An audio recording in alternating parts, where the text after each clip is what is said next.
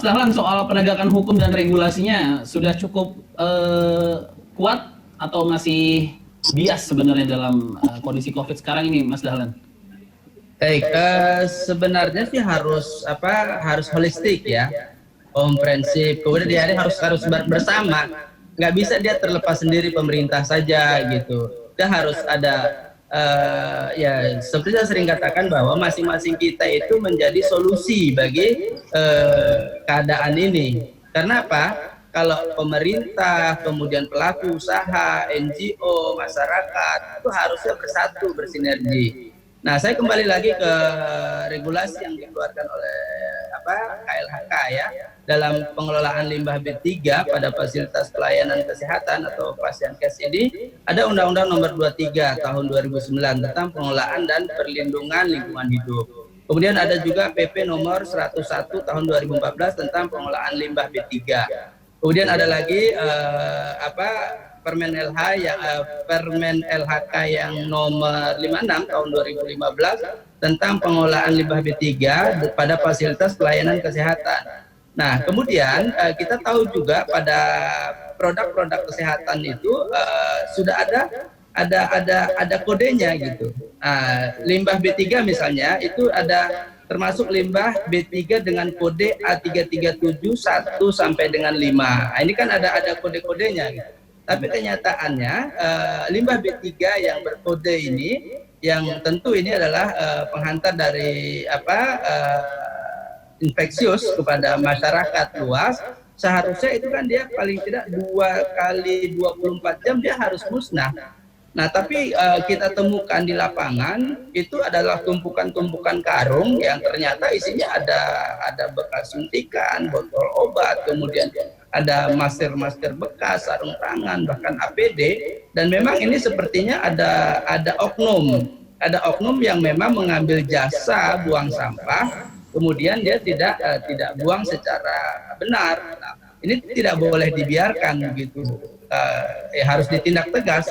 Tapi kalau sudah ada memang tindakan dari Dinas Lingkungan Hidup DKI Jakarta itu kita apresiasi sekali. Dan tentu kembali lagi teman-teman media juga ikut mengawasi. Karena kan kita lihat dampak daripada apa yang dilakukan ini sungguh luar biasa. Nah, kemudian yang kedua untuk masyarakat. Nah, di masyarakat ini petugas kebersihannya harus disiplin. Karena ketika dia mengambil dari rumah-rumah itu kan, misalnya saya di rumah sudah memilah gitu, sudah pilah-pilah. Ya. Tapi ketika masuk ke tong sampah mereka atau bak sampah pengangkut, ketika di TPS kelurahan, tingkat kelurahan itu mereka campur lagi semuanya karena ada pemulung juga yang ngambil. Akhirnya yang sudah kita pilah mana organik non organik kemudian mana yang dari medis itu sudah dipisah, tapi ternyata sampai di level itu dijadiin satu lagi. Nah, bahkan ada beberapa saudara-saudara kita itu sepertinya sudah biasa. Saya bilang, kenapa nggak pakai masker, maskernya habis, kenapa nggak pakai sarung tangannya habis gitu. Artinya mereka sudah ya dari jam 2 pagi itu mereka sudah memilah-milah lagi barang yang bisa mereka jual. Ini kembali lagi kepada kesadaran masyarakat. Mungkin itu. Ini masalah kesadaran ya. Kalau masalah anggaran, Pak Edi, mengingat sekarang anggaran banyak yang beralih ke penanganan COVID, tapi orang banyak mendengar ke sisi kesehatannya aja. Untuk penanganan limbah ada anggaran tambahan, Pak Edi? Jadi gini, kebetulan memang kami sudah menganggarkan jauh-jauh hari sebelum terjadinya COVID. Kita memang punya anggaran untuk penanganan limbah B3 kita, Pak. Mas. Ya. Jadi, berapa tuh Pak Edi, kalau kita boleh tahu?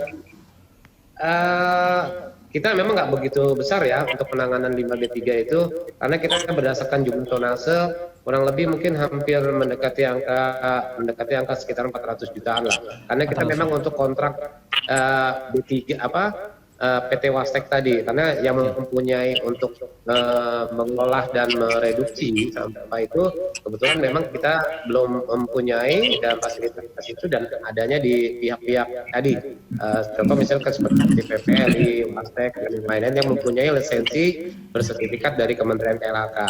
Jadi kita bermitra dan vendornya adalah mereka-mereka, dan kami terus terang dari tahun 2017 kemarin setelah kami merger gabung antara kebersihan dengan BPLHD, kami sudah mempunyai anggaran itu, dan pas datang pandemi COVID ini bisa kita pakai untuk penanganan itu.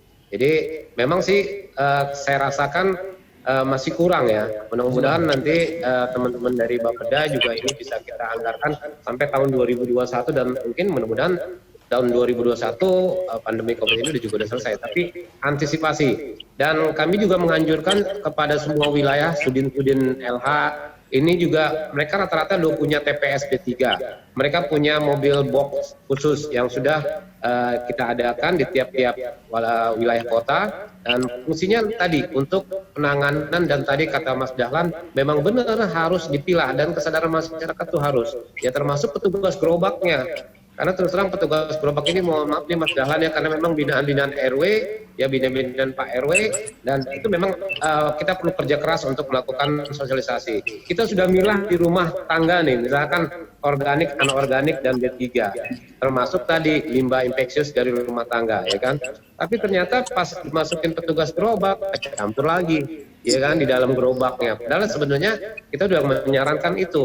Seperti contoh kalau anorganik kita mungkin udah bisa kita dorong yang bagus-bagus, bisa kita bikin bank sampah. Kemudian organiknya mungkin kita dorong lagi, apalagi nih sekarang lagi masa kondisi COVID, kita lebih banyak di rumah, mungkin ya bisa kita bikin kompos, atau mungkin kita berikan kepada, ini sekarang yang kita coba kembangkan dari Dinas LH nih Mas Dahlan, kita mengembangkan tentang BSF Magot. Mudah-mudahan ini bisa mengurangi sampah, tidak lagi membuang sampah ke Bantar Gebang, untuk mengurangi banyaknya tumpukan sampah ke TPA Bantar Gebang kita, dan habis di sumbernya atau zero waste. Nah, untuk COVID ini juga begitu. Kalau sudah dipilah di rumah tangga sampai ke petugas gerobak juga jangan dicampur lagi. Tadi Mas Dahlan bilang memang benar. Ini harus sinergi semua, terpadu. Baik pemerintah, kemudian masyarakatnya, kemudian teman-teman nih media juga bisa mensosialisasikan, dan teman-teman dari pemerhati lingkungan juga begitu. Saya yakin dan percaya kalau itu sinergi dan terpadu suatu gerakan, insya Allah kita bisa menangani pandemi COVID ini, gitu Mas. Oke, kata kuncinya adalah sinergi dan terpadu, dimulai dari ketegasan regulasi dari pemerintah dan kesadaran dari pihak rumah sakit dan juga masing-masing individu di rumah tangga dan petugas kebersihan ya. Kurang lebih itu yang akan saya bold, dan mudah-mudahan juga tontonan hari ini bermanfaat untuk pemirsa Generasi Mecin, karena masalah kita sangat banyak sekali, tapi memang kata kuncinya, saya setuju Pak Edi, sinergi yang terpadu dimulai dari diri sendiri. Siap, Pak Edi, terima kasih. Mas Dahlan juga terima kasih. Mudah-mudahan memang masalah limbah ini segera